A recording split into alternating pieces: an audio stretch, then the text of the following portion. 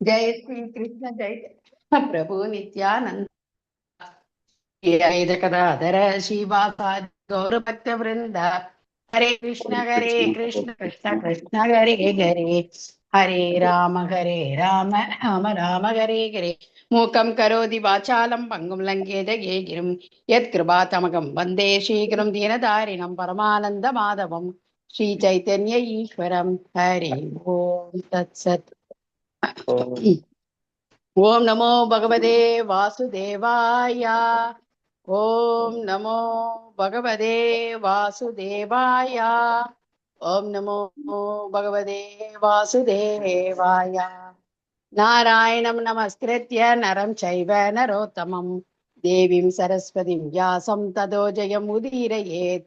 नष्टप्रायेषु अभद्रेषु नित्यं भागवत सेवयां भगवती उत्तम श्लोके भक्ति भवति नैष्ठियी निगमकल्पतरो कलितं फलं सुखमुगादमृतद्रवसंयुतं पिबत भागवतं रसमालयं मुगरघोरसिगा पुविभावकाः शृण्वतां पुण्यस्मरणकीर्तनः हृदयन्तः सोहि भद्राणि वितनोति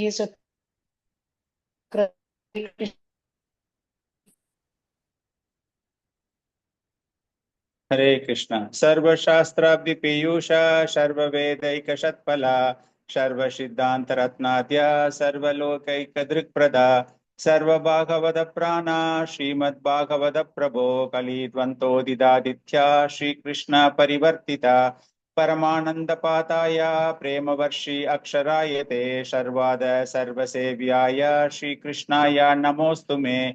मद एक बंधो मद संगिन मद गुरु मन महादना मन निष्ठारका मद भाग्या मद आनंता नमोस्तुते असाधु साधु था दायिन अतीनो चाता करा हान मुंचा कदाचिन माम प्रेम नकृत कंतयो स्पुरः। हरे कृष्णा कृष्ण कृष्ण हरे हरे हरे रामा राम राम हरे हरे। ஹரே கிருஷ்ணா பக்தர்களே, மீண்டும் உங்களை இந்த சாஸ்திரங்களில் சம்பாஷணைகள் நிகழ்ச்சியில் வரவேற்பதில் மகிழ்ச்சி அடைகிறேன். நம்ம இந்த நிகழ்ச்சியில இப்போ பிரகலாத மகாராஜா தன்னுடைய நண்பர்கள், குருகுலத்தில் இருக்கக்கூடிய நண்பர்கள், அசுர குலத்தில் பிறந்த அந்த நண்பர்களுக்கு அவர் போதனை செய்து கொண்டிருக்கிறார். இந்த போதனை எதனால செய்யறாரு அப்படின்னா, அவங்க ஒரு கேள்வி கேட்கிறாங்க.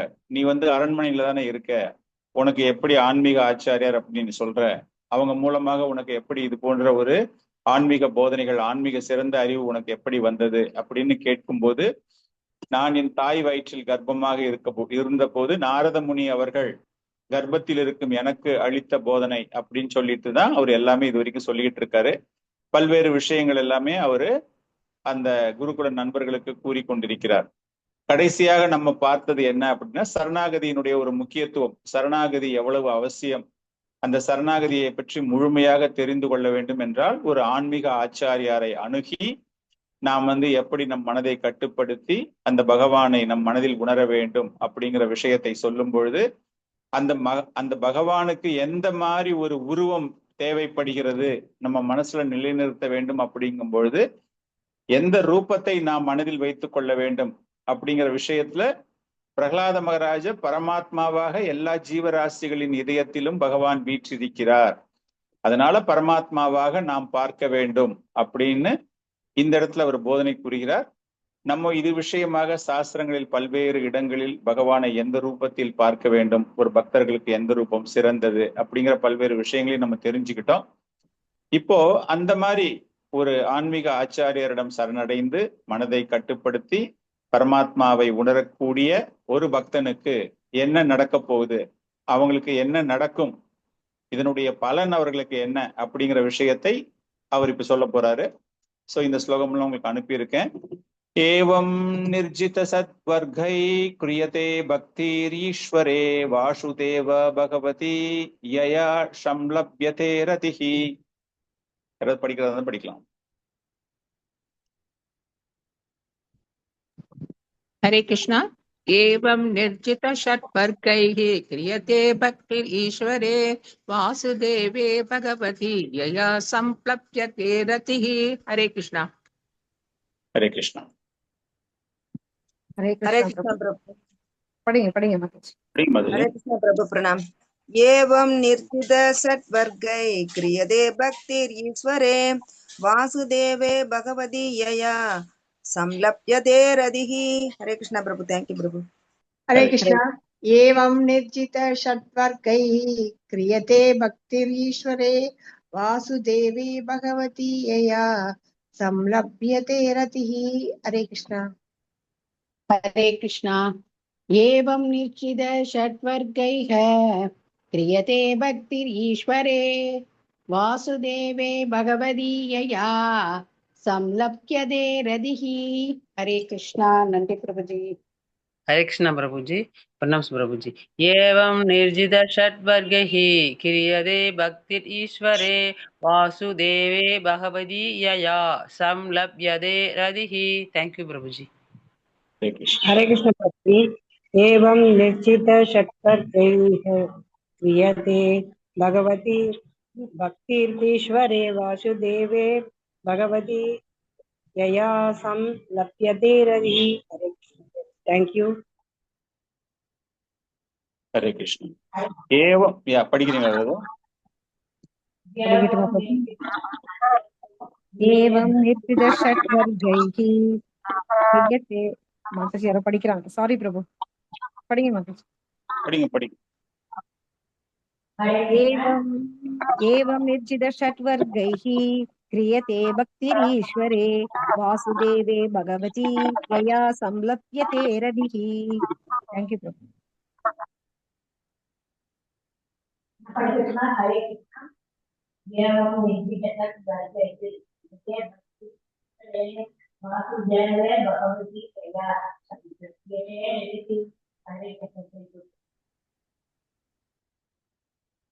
ஓகே. ஏவம் நிர்ஜிதா சத்வர்கை. இங்க பகவான் என்ன சொல்றாரு அப்படின்னா, இதனுடைய பலன் என்ன என்றால் நம்முடைய எதிரிகளை நாம் வீழ்த்த முடியும். வீழ்த்த முடியும் அப்படின்னா அந்த எதிரிகளிடமிருந்து நாம் நம்மை விடுவித்துக் கொள்ள முடியும். அந்த எதிரிங்களோட நம்ம ரொம்ப தொடர்பு இருக்கிற மாதிரியும் அந்த தொடர்பை நம்ம கட் பண்ணிட்டு வர முடியும் அந்த தொடர்பை அப்படிங்கிறாரு. இது எப்ப வரும் என்றால் நான் கூறிய இந்த செயல்களை செய்வதின் மூலமாக. அவர் என்ன சொன்னார் இதுக்கு முன்னாடி? சரணாகதி ஒரு ஆன்மீக ஆச்சாரியர் மூலமாக பரமாத்மாவை மனதில் நினைத்துக் கொள்ள வேண்டும். சோ இந்த மாதிரி ஒரு தவம் பகவானை மனதில் நினைக்கும் பொழுது அவங்களுக்கு என்ன கிடைக்குது அப்படின்னா, நாம எதிரிகளோடு நட்பு வைத்துக் கொண்டிருக்கிறோம், அந்த உறவை முறித்து கொண்டு வர முடியும் அப்படிங்கிறது. யார் அந்த எதிரிகள் அப்படிங்கிற விஷயத்தையும் அவர் சொல்றார். அந்த எதிரிகள் யார் என்றால் காமம், கோபம், பேராசை, மாயை, பைத்தியகாரத்தனம், பொறாமை, இந்த மாதிரி எல்லா குணங்களுமே சேர்ந்ததுதான் ஒருவனின் உடைய பௌதீக வாழ்க்கையில் நண்பனாக இருந்தாலும் ஆன்மீக வாழ்க்கைக்கு அவர்கள்தான் எதிரி அப்படிங்கிறார். சோ இதுல இருந்து ஒருவன் தன்னை விடுவித்துக் கொள்கிறானோ அவன் ஆன்மீக தளத்தில் தன்னை நிறுத்தி கொண்டு, ஒரு பிளாட்ஃபார்ம் வேணும்ல. நம்ம ஏதாச்சும் ஒரு செயல் செய்யறோம் அப்படின்னா எது மேலேயாவது இருந்துட்டு தானே பண்ண முடியும். அந்த மாதிரி இந்த ஆன்மீக தலம் அப்படிங்கிறது என்ன அப்படின்னா, இந்த மாதிரி குணங்கள் இல்லாமல் அப்படி அந்த பகவானுக்கு அன்பு தொண்டை நம்ம செய்யணும் அப்படிங்கிற விஷயத்துக்காக இந்த உறவை முறித்து கொண்டால் நாம் செய்வதற்கு மிகவும் எளிமையாக இருக்கும் அப்படின்னு. சோ இந்த பதம் நிறைய இடங்கள்ல நிறைய ஆச்சாரியர்கள் இதை பற்றி சொல்றாங்க. எப்படி காமம், கோபம், குரோதம் எப்படி எல்லாருடைய வாழ்க்கையும் வீணடித்துக் கொண்டிருக்கிறது. பௌதீக வாழ்க்கையை கூட இதனால மன நிம்மதி இல்லாமல் எல்லாமே அலைந்து கொண்டிருக்கிறார்கள். சோ அந்த ஆச்சாரியர்கள் சொல்லும்போது அவங்க என்ன சொல்றாங்க அப்படின்னா, முக்கியமான ஒரு விஷயம் என்றால் அந்த பகவானின் மீது அன்பை நாம் செலுத்த தெரிந்து கொள்ள வேண்டும். ஒரு குழந்தைய பார்க்கிறோம், அந்த குழந்தைய பிடிக்குது, இல்லைன்னா ஒரு ஆணும் ஒரு பெண்ணும் காதலில் இருக்கிறாங்க, எப்படி அந்த அன்பு வளர்த்து கொள்ளப்படுகிறதோ அது போல பகவான் மீது அந்த அன்பை வளர்த்து கொள்ளும் பொழுது கூடவே நம்ம என்ன பண்ணணும் அப்படின்னா சுய கட்டுப்பாட்டையும் நாம் வளர்த்து கொள்ள வேண்டும். இப்ப பகவானுக்கு ஒரு அன்பு நம்ம செலுத்த ஆரம்பிக்கிறோம் அப்படிங்கும்போது பல்வேறு விஷயங்களில் நம்மளே கட்டுப்படுத்தி கொள்கிறோம் இல்லையா? ஒரு காதலன் காதலி அப்படின்னு இருக்கும்போது கூட அவனுக்கு பிடிக்கலைன்னா கூட யார் மீது விருப்பம் செலுத்தி கொண்டிருக்கிறானோ அவங்களுக்காக தன்னை மாற்றிக்கொள்கிறான். சோ அதுதான் சுய கட்டுப்பாடு. அதைத்தான் ஆச்சாரியர்கள் எழுதும்போது என்ன சொல்றாங்க அப்படின்னா, இந்த மாதிரி குணங்கள்ல இருந்து ஒருவன் வெளியே வரணும் அப்படின்னாலே அவங்க என்ன பண்ணணும் அப்படின்னா முதலில் அன்பை வளர்த்து கொள்ள வேண்டும். It is called a superior taste. மிக உயர்ந்த ஒரு சுவையை நோக்கி நாம் செல்லும் பொழுது அந்த சுவையை நாம் அடைய வேண்டும் அப்படின்னா அதுக்காக நிறைய பயிற்சி இந்த சென்ஸ் நிறைய கட்டுப்பாட்டு நியமங்கள், தவம், சாக்ரிஃபைஸ் சொல்லுவோம் இல்லையா. நம்ம எல்லாத்தையும் விட்டு கொடுத்து 5 கிலோமீட்டர் நடந்து போனா தான் அந்த இடத்துல வந்து ரொம்ப அற்புதமான ஒரு விஷயம் இருக்கு அப்படின்னா அந்த 5 கிலோமீட்டர் நடந்து நம்ம போறோம். அந்த உடல் சிரமத்தை பார்க்காம நம்ம போயிட்டு அதை அனுபவிக்கணும், அந்த சுவையை பெற வேண்டும் அப்படிங்கிறதுக்காக கட்டுப்பாட்டு விதிகள் அந்த மாதிரி. ஸோ பகவானை நாம் அந்த உண்மையான தூய்மையான அன்பு அப்படிங்கும்போது இது மாதிரி பண்ணினா தான் இந்த எதிரிகள் நம்மிடமிருந்து வெளியேறுவார்கள் அப்படின்னு. ஸோ இதுக்கு முன்னாடி ஸ்லோகங்கள்லயே பிரகலாத் மகாராஜ் சொல்றாரு. அவர் ஆக்சுவலா என்ன சொல்றாரு அப்படின்னா, இதெல்லாமே எப்படி முடியும் என்றால் அந்த ஆன்மீக ஆச்சாரியரை அணுகி, அவங்க யாரு அப்படின்னா அந்த பகவானினுடைய பிரதிநிதிகள், அவங்களுக்கு சேவகம் செய்வதின் மூலமாக. இதுக்கு முன்னாடி ஸ்லோகங்கள் அதையே தான் அவர் சொல்றாரு.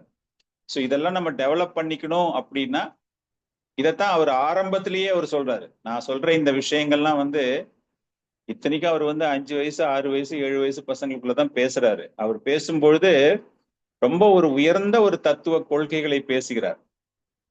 இப்ப ஸ்டார்டிங்லயே அவர் சொல்றாரு இல்லையா, கௌமார ஆச்சாரே பிரக்ஞா, சின்ன வயசுல இருந்தே நம்ம இதை கத்துக்கணும். சொல்ல போனா பிறப்பிலிருந்தே நம்ம வந்து நம்ம சொல்லுவாங்க இல்லையா, எந்த குழந்தையும் நல்ல குழந்தை தான் மண்ணில் பிறக்கையிலே, அது நல்லவராவதும் தீயவராவதும் தாயின் வளர்ப்பில் சொல்றாங்கல்ல. அந்த மாதிரி அந்த சின்ன குழந்தையா இருக்கும்போதே அதுக்கு என்னென்ன ஹேபிட்ஸ் நம்ம கத்து கொடுக்குறோமோ, அது பிடிவாதம் பிடிக்குது, அது அழுகுது, அதுக்காக நம்ம அதை சாட்டிஸ்ஃபை பண்ணணும் அப்படிங்கும்போது தட் பிகம்ஸ் த ஹேபிட் மாதிரி ஆயிடுது. அதுக்கு நம்ம அழுதா எல்லாத்தையும் சாதிச்சுக்கலாம் அப்படின்னு. அதுக்காகத்தான் அவர் இவ்வளவு ரொம்ப கிளீனா வந்து இந்த ஒரு பதம் கூறப்படுகிறது. சிறு வயதிலிருந்தே இதை நாம் கற்றுக்கொள்ள வேண்டும் அப்படின்னு சொல்லிட்டு பிரகலாத மகாராஜ் இங்க என்ன சொல்றாருன்னா, குருகுலம் பிரம்மச்சாரி குருகுலே வாசன் தா அந்தோ குருர்ஹிதம். பாகவத்துல வந்து அந்த பிரம்மச்சரியம் அப்படிங்கிற அந்த கட்டுப்பாட்டு நியமங்கள் எப்ப வரும் அப்படின்னா குருகுலத்தில், பள்ளிக்கு செல்லும் பொழுது. இப்ப நம்ம அப்படியே இதை எடுத்துட்டு வர முடியாது. வேதங்கள்ல கூறப்பட்டிருக்கிறது, பாகவத்துல கூறப்பட்டிருக்கிறது, குருகுலத்துல அதெல்லாம் இங்க இல்லையே பிரபு, நான் என்ன பண்ணுவேன் அப்படின்னா அதற்காக தான் அந்த தாயை பத்தி நம்ம பேசினது. இந்த தாய் அப்படிங்கிறவ யார் அப்படின்னா அந்த குருகுலத்துல என்ன கல்வி கற்றுத்தரப்பட போகிறதோ அதை அந்த குழந்தைக்கு சின்ன வயசுல இருந்தே கத்துக் கொடுக்கணும். அதுதான் அந்த மதருடைய ரோல். காரணம் என்ன அப்படின்னா, இன்னைக்கு இருக்கிற இந்த கலி காலத்துல இந்த மாயா லோகத்துல வந்து இதெல்லாம் it is not at all possible. There is no gurukula. ஸ்கூல்ல போனாலே காம்படிட்டிவ் வேர்ல்டு தான். அடுத்தவன் எப்படி ஜெயிக்கிறது, யாரு ஃபர்ஸ்ட் வர்றது அப்படிங்கிறது தான் முதல்லயே சொல்லி கொடுக்குறாங்க. ஸோ அந்த போட்டி பொறாமை தான் சொல்லி தரப்படுகிறது. அதுல இருந்து நம்ம குழந்தைங்களை மீளணும். இந்த சமுதாயத்துல வந்து இது இல்லாம வேதங்களில் கூறப்பட்டுள்ள விஷயங்கள் வரணும் அப்படின்னா அந்த ஆன்மீக வாழ்க்கை குருபாத ஆශ්‍රயகா சாது வர்த்தமானு அனுவர்த்தனம் சத்தர்ம பிரஷ அப்படின்னா அந்த குருவிடம் ஆශ්‍රயா அப்படின்னா சரண்டர், அவர்கிட்ட எடுத்து சத் தர்மம், உண்மையான தர்மம் என்னவோ அதை நாம் தெரிந்து கொள்ள வேண்டும். சோ இது வந்து ஆரம்ப காலத்துல இது அப்படியே நம்ம வந்து பிரகலாத் மகாராஜ சொல்ற மாதிரியே எடுத்தோம் அப்படின்னா முடிஞ்ச அளவுக்கு குழந்தைங்களை சின்ன வயசுல இருந்தே நம்ம என்ன பண்றோம் அப்படின்னா பக்தி club, Krishna club, children club அப்படின்னு நிறைய விஷயங்கள் எதற்காக போடப்படுகிறது என்றால் அவங்க மனசை டைவர்ட் ஆகி வேற எங்கேயாச்சும் போயிடக்கூடாது அப்படிங்கிறதுக்காகத்தான் அவங்க இந்த மாதிரி எல்லாம் நம்ம இஸ்கான்ல வந்து குழந்தைங்கள்ல இருந்தே பிரபுபாதர் வந்து ஒவ்வொரு ஈச் அண்ட் எவ்ரி ஆஸ்பெக்ட் அவர் வந்து என்னெல்லாம் படிச்சாரோ அதை எல்லாமே வந்து செய்யணும் அப்படிங்கிறதுக்கு தன்னுடைய பக்தர்களுக்கு நிறைய அறிவுரைகள், கைடன்ஸ், போதனைகள் எல்லாமே கொடுத்திருக்காரு. ஸோ நம்ம வந்து லிட்ரலி பாக்குறோம் அப்படின்னா நம்ம கம்யூனிட்டி, இஸ்கான் கம்யூனிட்டி வந்து இட் இஸ் ஃபாலோயிங். அது வந்து 100% இல்லாம இருக்கலாம், but we are making a sincere effort. நம்ம இங்க என்ன பேசுறோம் அப்படின்னா பொதுவாக இந்த சமுதாயத்தில் இப்ப நம்ம கிட்ட வந்து நிறைய பௌதீகத்தை சார்ந்தவர்கள் நமக்கு நண்பர்களாக இருப்பாங்க, நம்ம உறவினர்கள்ட்டயே கூட பக்தி இல்லாம இருக்கிறவங்களா இருப்பாங்க. ஸோ அவங்களுக்கு எல்லாமே எடுத்து கூறக்கூடிய ஒரு நிலையில் நம்ம வந்துட்டு அவங்களுக்கு இதெல்லாம் சொல்லி கொடுக்கணும். இந்த மாதிரி கத்துக்கொடு, அந்த மாதிரி கத்துக்கொடு, என்ன சின்ன வயசுல இருந்தே அவங்களுக்கு வந்தாதான். காரணம் என்ன அப்படின்னா இந்த மாதிரி அந்த 6 எதிரிகளையும் ஒருவன் கட்டுப்படுத்தும் பொழுது அவனுக்கு எந்த மாதிரி ஒரு தன்மைகள் வருது, he is actually developing the பிராமணா குவாலிட்டிஸ், அந்த பிராமணர்களுக்கான தகுதிகள் எல்லாமே வருது. அதுதான் சைத்தன்ய சரிதாமிரத்துல கிருஷ்ணதாச கவிராஜ் கோஸ்வாமி வந்து ரொம்ப அற்புதமாக சொல்கிறார். என்னென்ன குணங்கள்லாம் அவங்களுக்கு கிடைக்கும்னா he becomes a கிருபாலு, ரொம்பவும் கருணை நிறைந்தவனாக இருக்கிறான். ஆகிருத்த துரோகா, எதுக்காகவும் ஆசைப்படாதவன். சத்திய சாரா, உண்மை எல்லாமே உண்மையா பேசுறது தான். இப்போ வந்து 2 உருவம் இருக்கும், வெளியே ஒரு பேச்சு உள்ள ஒரு பேச்சு சொல்லுவாங்க இல்லையா, அந்த மாதிரி. சோ பல்வேறு வகையான விஷயங்கள், சமநிதோஷ வாதன்யா மிருது சுச்சி அகிஞ்சனகா, எல்லாரோடையுமே சமமாக இருப்பவர்கள், தவறு கண்டுபிடிக்காதவர்கள். நம்ம யாராச்சும் பார்த்தோம் அப்படின்னா ஃபர்ஸ்ட் நம்ம மைண்ட்ல வர்றது வந்து இவங்ககிட்ட என்ன தப்பு கண்டுபிடிக்கலாம். அவர் அந்த இடத்த விட்டு போனதுக்கு அப்புறமா உடனே நம்ம பக்கத்துக்கிட்ட இருக்கிறவங்க கிட்ட சொல்லுவான், அந்த பிரபு பாத்தீங்களா, அந்த மாதாஜி பாத்தீங்களா, இப்படி வந்தாங்க அப்படி வந்தாங்க அப்படின்னு ஃபால்ட் ஃபைண்டிங். என்ன தப்பு கண்டுபிடிக்கலாம் இவங்க கிட்ட. 2 பேர் வீட்டுல இல்லையா, உடனே அந்த வீட்டை பத்தி என்ன பேசலாம், யார்கிட்ட பேசலாம். கணவன் வீட்டுல இல்ல, மனைவி வீட்டுல இல்ல, மனைவியை பத்தி கணவன்கிட்ட என்ன சொல்லலாம், கணவனை பத்தி மனைவி கிட்ட என்ன சொல்லலாம் அப்படின்னு ஏதாச்சும் அவங்க வந்து ஒரு புத்தி எல்லாருக்கும் சொல்ற மாதிரி நினைச்சுக்கிட்டு they are trying to find fault. அதெல்லாம் இல்லாம போகும் அப்படிங்கிறாங்க. இந்த மாதிரி ஒரு குணங்கள் எல்லாம் நம்ம வளர்த்துக்கும் போது அந்த மாதிரி அவரு வந்து நிறைய கொடுக்குறாரு. கிருஷ்ணதாஸ் கவிராஜ் கோஸ்வாமி வந்து நிறைய கொடுத்துட்டு அதை மேற்கோள் காண்பித்து இந்த இடத்துல பிரகலாத மகாராஜா சொல்லும் பொழுது, அது போன்ற ஒரு பக்தன், அது போன்ற அந்த 6 எதிரிகளை சமாளிக்க கூடிய ஒரு பக்தன் எந்த மாதிரி குணங்கள் எல்லாம் அவனுக்கு கிடைக்கும், அவனுடைய பக்தியினுடைய அறிகுறி எப்படிப்பட்டதாக இருக்கும் அப்படிங்கிற ஒரு விஷயத்தையும் அவர் அடுத்தது சொல்ல ஆரம்பிக்கிறார். இவங்க என்ன பண்ணுவாங்க அப்படின்னா, இவங்களுக்கு என்ன இதனால ஒரு பெரிய பலன் என்ன கிடைக்க போகுது அப்படின்னா, அவர்களுடைய இந்திரியங்கள் கட்டுப்பாட்டிற்குள் வருகின்றன. அந்த இந்திரியங்கள் தங்களுடைய கட்டுப்பாட்டிற்குள் வரும்பொழுது முக்தி பெற்ற ஜீவன் முக்தான்னு சொல்றோம்ல, அந்த முக்தி பெற்ற பௌதிக வாழ்க்கையில இருந்து கொண்டே அவங்களால செய்யக்கூடிய செயல்கள் எல்லாமே தங்களுடைய கட்டுப்பாடுக்கு, அதாவது மனதின் கட்டுப்பாட்டிற்குள் அவர்கள் செயல்கள் அடங்குகின்றன. நம்ம வந்துட்டு நம்ம ஆசைப்படுற மாதிரி இந்திரிய கட்டுப்பாட்டுல நம்ம மனசை வச்சுட்டு இருக்கோம்ல, இந்த இந்திரியத்துக்கு எனக்கு இந்த சுகம் வேணும், அது இன்னும் நிறைய எனக்கு சுகம் வேணும் சுகம் வேணும் சுகம் வேணும் அப்படிங்கும்போது மனது அந்த இந்திரியத்தின் பின்னாடி ஓடிட்டு வர்ற மாதிரி ஆயிடுது. ஆனால் அந்த மனதை கட்டுப்படுத்தக்கூடிய விஷயத்துல நம்ம வந்து we will become an expert அப்படிங்கிறது தான் பிரகலாத் மகாராஜ் சொல்றாரு. அதனால அந்த பக்தி, அதுல ஒருத்தர் வந்துட்டாரு, கட்டுப்பாட்டு விதிகளில் அவர் வருகிறார் அப்படிங்கும்போது அவங்களுக்கு என்னெல்லாம் கிடைக்கும் என்றால், ஒரு முக்தி பெற்றவன் எப்படி வந்து ஒரு முக்தி பெற்றவன் அனைத்தையும் கட்டுப்பாட்டிற்குள் எடுத்து வர முடிகிறதோ அந்த மாதிரி அவனால முடியும் அப்படிங்கிறார். இதையே வந்து பிரபுபாதர் எழுதும்போது ஒரு அறிகுறிகளாக எழுதுகிறார். அந்த ஆன்மீகத்துல ஒருத்தன் வரான், பல்வேறு விஷயங்களை அவன் தெரிந்து கொள்ள ஆரம்பிக்கிறான் அப்படிங்கும்போது பொதுவாக பகவானினுடைய செயல்கள் அசாதாரணமான செயல்கள். ராமச்சந்திர பகவான் எடுத்தீங்க அப்படின்னா 2 கடல்களுக்கு நடுவே ஒரு பெரிய பாலத்தை அமைக்கிறார். அது சாதாரண மனுஷனாலாம் செய்ய முடியாது. அதுக்கு எக்கச்சக்கமான பிளான் போடணும், எக்கச்சக்கமான ப்ராஜெக்ட் நடத்தணும். ஆனால் ஒரு அசாதாரணமான விஷயம். அது போல பகவான் கிருஷ்ணர் பார்த்தீங்க அப்படின்னா கோவர்தன லீலையில அந்த மலையை பர்வதத்தையே தூக்கி நிறுத்துகிறார். இதுவும் பகவானினுடைய அசாதாரணமான விஷயங்கள். இதெல்லாம் ஒரு சாதாரண மனிதர்கிட்ட போய் சொல்லும் பொழுது அவங்களால இதை ஏற்றுக்கொள்ள முடியாது, ரசிக்க முடியாது. ஆனால் அனைத்தையும் துறந்த நிலையில், அந்த முக்தி பெற்ற நிலையில், முக்தி அப்படின்னா செத்து போயிட்டாங்கலாம் அர்த்தம் கிடையாது. இங்க முக்தி அப்படின்னா பற்றற்ற நிலை, பௌதீகத்தில் பற்றே இல்லாத ஒரு நிலை, ஆனால் பௌதீகத்தில் வாழ்ந்து கொண்டே எதன் மீதும் பற்று இல்லாமல் இருப்பவர்கள். அந்த மாதிரி ஒரு நிலைக்கு அவர்கள் வரும்பொழுது பகவானினுடைய இது போன்ற ஒரு அசாதாரண நிகழ்ச்சிகளை அவர்கள் கேட்க துவங்கும் போது அவங்களுக்கு என்ன ஆயிடுது என்றால், அந்த பரவசமான ஒரு நிலை, எஸ்டாட்டிக் சிம்டம்ஸ் போல, அதை பத்தி தான் பிரபுபாதர் நிறைய எழுதுறாரு. அப்படியே சைடு பை சைடு ஒன்னொன்னா இந்த ஆச்சாரியர்கள் கம்பேர் பண்ணிட்டே வரும்போது பிரகலாத் மகாராஜா பேசுற இந்த விஷயத்த பல்வேறு கண்ணோட்டங்களில் ஆச்சாரியர்கள் இதற்கு இலக்கணம் எழுதுகிறார்கள். அப்படி பார்க்கும்போது பிரபுபாதர் என்ன மாதிரி சிம்டம்ஸ் எல்லாம் அவங்களுக்கு மைண்ட்ல வரும் நம்ம எல்லாருக்குமே தெரியும். சைத்தன்ய மகாபிரபுவுடைய அவருடைய பிரதிபலிப்புகள், அவர் வந்து ஒரு பரவச நிலையை அடையும் பொழுது அவர் பல்வேறு வகையான பரவச நிலைகளை அவர் அடைகிறார். நம்ம படிச்சிருப்போம், சைத்தன்ய சரித்தாமிரத்துல படிச்சிருப்போம், நம்ம எப்படி ஆரம்பத்துல வந்து ஜெகநாதர் ஆலயத்துக்கு போகும்பொழுது மூர்ச்சை அடைந்து விழுந்து எல்லாருமே அவர் போயிட்டாரு, அவர் மரணம் அடைந்து விட்டார் அப்படின்னு நினைக்கும் போது சர்வம பட்டாச்சாரிய மாத்திரம்தான் அவர் வந்து பாக்குறாரு. அவர் ஒரு மாயாவாதி, மிக மிக மிக உயர்ந்த ஒரு ஆன்மீகவாதி. அவர் அந்த மாயாவாதிக்கு தெரிகிறது இவர் வந்து சாதாரணமான மனிதர் கிடையாது, இவர் வந்து ஹி இஸ் இன் டிரான்ஸ், சமாதி நிலையில் இருக்கிறார். கோமால ஒருத்தர் இருப்பான், உயிர் போயிருக்காது, ஆனா உள்ளுக்குள்ள எல்லாமே அவங்களுக்கு தெரியும். அந்த மாதிரி அந்த சமாதி நிலை மகாபிரபு இந்த மாதிரி பல்வேறு விஷயங்களில் பல்வேறு செயல்களில் பகவான் பெயரை போடும்போது, பகவானினுடைய லீலைகளை கேட்கும்போது, சோ எல்லா விதத்திலையுமே அவர் வந்து ஹி வாஸ் எக்ஸிபிட்டிங். அதுதான் பிரபுபாதர் எழுதுறாரு இங்க. உண்மையாகவே அந்த ஒரு நிலையை அடைந்தவர்கள், எந்த நிலையை அடைந்தவர்கள்? அந்த கட்டுப்பாடு இந்திரிய சுகத்தை துவர்ந்து பௌதீக கட்டுப்பாட்டிற்கு மேலே வந்து பக்தியில் தங்களை ஈடுபடுத்தி கொண்டவர்கள். அவங்களுக்கு எப்படிலாம் இந்த ஒரு சுகம் கிடைக்கும் அப்படிங்கிற கருத்துக்களை சொல்கிறார்.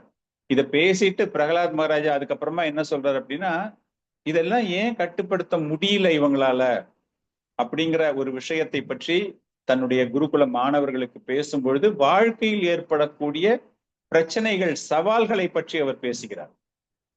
முக்கியமா அவர் பேசக்கூடிய ஒரு கருத்து என்னன்னா, ஜன்ம மிருத்யு ஜரா வியாதி, தொடர்ந்து ஏற்படக்கூடிய அந்த பிறப்பு இறப்பு சுழற்சியை பத்தி அவர் பேச ஆரம்பிக்கிறார் இந்த இடத்துல பசங்களுக்கு. இதெல்லாம் எதனால வருது அப்படின்னா, அந்த பகவானோடு தொடர்பில் இல்லாமல் தன்னிச்சையாக பௌதீக வாழ்க்கையில் எல்லாத்தையுமே அனுபவிக்கணும் அப்படிங்கிற ஒரு விஷயத்துல வர்றதால, தொடர்ந்து ஆன்மீக சேவையில் தங்களை ஈடுபடுத்தி கொள்ளாததினால் அவங்களுக்கு என்ன ஆயிடுது? பிறப்பு இறப்பை தவிர்க்க முடியாமல் மீண்டும் மீண்டும் அவர்கள் பிறந்து கொண்டிருக்கிறார்கள். அவங்க என்னவா பிறக்கிறாங்க அப்படிங்கிற விஷயத்தை இந்த இடத்துல அவர் சொல்லல. பட் அந்த சைக்கிள் இஸ் நாட் கம்ப்ளீட்டட் அப்படின்னு சொல்லிட்டு அவர் என்ன சொல்றாரு? முதல்ல சொன்னார் இல்லையா, பரமாத்மாவாக வீற்றிருக்கக்கூடிய பகவானை, உங்கள் மனதில் நினைத்துக் கொண்டிருக்கிற பகவான் பரமாத்மாவாக, அவரை மனதில் நினைத்து நீங்கள் தியானிக்க வேண்டும் அப்படிங்கிறத திரும்பவும் சொல்றாரு. ததோ பஜா அத்வம் கிருதையே ஹ்ரத் ஈஸ்வரம். உங்களுடைய இதயத்திலேயே இருக்கார் பகவான், வேற எங்கேயுமே நீங்க போக வேண்டாம், எங்கேயுமே நீங்க அவரை தேடிட்டு போகவே வேண்டாம். அதனால அப்படிப்பட்ட பகவானுக்கு உங்களுடைய வாழ்க்கை பிரச்சனை, எந்த பிரச்சனை? பிறப்பு இறப்பு, அதை பத்தி சொல்லிட்டு இதுல இருந்து நீங்கள் மீண்டு வர வேண்டும் என்றால் அந்த பிரார்த்தனையில், அந்த மனக்கட்டுப்பாட்டில், அந்த தியானத்தில் உங்களை ஈடுபடுத்தி கொள்ள வேண்டும் அப்படின்னு சொல்லிட்டு அந்த பகவானுடைய புகழை பற்றி பேச ஆரம்பிக்கிறார். நீ வந்து கிருஷ்ணரை பத்தி நீ மனசுல நினைச்சுக்கோ, நீ வந்து அவருக்கு தியானம் பண்ணு அப்படின்னா அவங்கள பத்தி தெரிஞ்சுக்கணும். இங்க யார்கிட்ட பேசிட்டு இருக்காரு? நம்மள மாதிரி ஒரு பக்தர்கள்கிட்ட பேசல. அசுர குலத்து அசுரர்கள், அவங்களுக்கு தெரிஞ்ச ஒரே கடவுள்னா இரண்யகசிபு தான், ஒருத்தன் தான், வேற யார பத்தியுமே அவங்களுக்கு தெரியாது. அந்த மாதிரி மனநிலையில் இருக்கக்கூடிய அந்த அசுர குலத்து குழந்தைகளிடம் போய் அவங்க உண்மையாவே அந்த ஆச்சாரியர்களுடைய கமெண்ட்ரி எல்லாம் பாத்தீங்கன்னா அவர்களை வந்து குழந்தைகளாகத்தான் அவர்கள் பார்க்கிறார்கள். பிரகலாதரே வந்து ஆரம்பத்துல அவர் எழுதுறாருல, இன்னும் அவங்க மனசுல அந்த நஞ்சு கலக்கவில்லை. இவ்வளவு பெரிய தத்துவத்தை எதற்காக பேசுகிறார் அப்படின்னு யாராச்சும் சந்தேகப்பட்டு கேள்வி கேட்கலாம். இவங்க எல்லாமே அசுர பசங்களாச்சு அப்படின்னு. அவங்க வந்து பிறந்ததுதான் அசுர குலமே தவிர இந்த போதனை நடந்து கொண்டு இருக்கும்போது அவர்கள் மனது தூய்மையாக இருக்கிறது, கலங்கமடையாத நிலையில் இருக்கிறார்கள். அதனாலதான் அந்த அளவுக்கு ஒரு முக்கியத்துவம் வாய்ந்த ஒரு விஷயங்கள் இங்கு பேசப்படுகின்றன. அப்படிப்பட்ட பகவான் கிருஷ்ணரை பற்றி அவர் இங்கு புகழ்ந்து பேச ஆரம்பிக்கிறார். அதன் மூலமாக இந்த ஆன்மீக அறிவு, ஆன்மீக சேவகம் அப்படிங்கிறது எவ்வளவு முக்கியத்துவம் வாய்ந்தது அப்படிங்கிற விஷயமும், அவர் எப்படி எல்லா ஜீவராசிகளிடமும் இருக்கிறார், அவர் அனைவருக்கும் நலம் விரும்பி புக்தாராம் யக்ன தபசாம் சர்வலோக மகேஸ்வர் நம்ம சொல்றோம் இல்லையா, ஆல்மோஸ்ட் அதே தான் இங்க சொல்றாரு. அவர் மற்றவருடைய நலன் விரும்பி, அனைத்தையும் அவர் அனுபவிக்கிற மாதிரி உங்களுக்கு தெரிஞ்சா கூட மற்றவர்களுடைய நலன் விரும்பி அவரை நாடி எவன் ஒருவன் வருகிறானோ அப்படிப்பட்டவங்க தான் அவர் ஏற்றுக்கொண்டு அவர்களுக்கு எல்லாமே அவர் செய்யக்கூடிய நிலையில் இருக்கிறார் அப்படின்னு. இப்படி இருக்கக்கூடிய நலன் விரும்பியை ஏன் மக்கள் சென்று பக்தியில் தங்களை ஈடுபடுத்தி கொள்ள மாட்டேங்கிறாங்க அப்படின்னு பார்த்தா அவங்களுக்கு காரணம் அந்த இந்திரிய சுகம். செயற்கையாக அந்த இந்திரிய சுகத்திற்காக தங்களை அவர்கள் அடிமைப்படுத்தி கொள்கிறார்கள். பிரபுபாத் இந்த ஒரு ஸ்லோகத்துக்கு வந்து இந்த இடத்துல அவர் பொருளுரையில எழுதல, இதை கோட் பண்ணிட்டு சைத்தன்ய சரிதாமிர்தா மற்ற இடங்கள் எல்லாம் அவர் பொருளுரை எழுதும்போது ரொம்ப அற்புதமான ஒரு விளக்கம் தருகிறார். நரகத்தை சென்று அடைவது கடினம், ஆனால் பகவானின் பக்தியில் நம்மை இணைத்துக் கொள்வது மிகவும் எளிது அப்படின்னு சொல்லிட்டு அவர் எழுதுறாரு. நரகத்தை போய் நீ அடையணும் அப்படின்னா நிறைய நீ அதற்கு முயற்சிகள் எடுக்க வேண்டும். என்ன மாதிரி முயற்சிகள்? நீங்க 4 நியமங்களை நீங்கள் கடைபிடிக்காம இருக்கீங்க அப்படின்னா அந்த 4 நியமங்களை நீங்கள் கடைபிடிக்காம இருக்கணும் அப்படின்னா நீங்கள் முயற்சி செய்ய வேண்டும். நீங்க வந்து ஒரு சமுதாயத்துல எல்லாரையுமே குடிகாரனா மாத்தணும் அப்படின்னா அந்த குடிகாரன்கள் எல்லாருமே வர வேண்டிய இடம் ஒண்ணு அமைக்கணும். அந்த மதுபான தயாரிப்பு தொழிற்சாலையை நீங்கள் தயார் செய்ய வேண்டும். மாமிசம் உண்ண வேண்டும் என்றால் அந்த விலங்குகள், உயிருள்ள விலங்குகளை அழிக்க வேண்டும் அப்படின்னா அதற்கு ஒரு பிரயத்தனப்பட வேண்டும். அந்த மாமிசங்களை பக்குவப்படுத்த வேண்டும். அதற்காக நீங்க அந்த இறைச்சியை பதப்படுத்தக்கூடிய நிலையங்களை அமைக்க வேண்டும். ஸ்லாட்டர் ஹவுசஸ் நீங்க கட்டணும். இது எல்லாமே அவ்வளவு முயற்சி. அதே போல கேம்பிளிங், சூதாட்டம் வேணும் அப்படின்னா அந்த சூதாட்டத்திற்கு அனைவரையும் வரவழைப்பதற்கு நீங்க ரொம்ப ஆடம்பரமான ஒரு அமைப்பை நீங்கள் ஏற்படுத்த வேண்டும். பில்டிங் கட்டணும். அவ்வளவு நீங்க அதுக்கு செலவு பண்ணணும். பண்ணிட்டு ஜனங்க வருவாங்க. அவ்வளவும் செலவு பண்ணித்தான் அவங்களால அதை அனுபவிக்க முடியுமே தவிர எதுவுமே அவங்களுக்கு ஃப்ரீயா கிடைக்காது.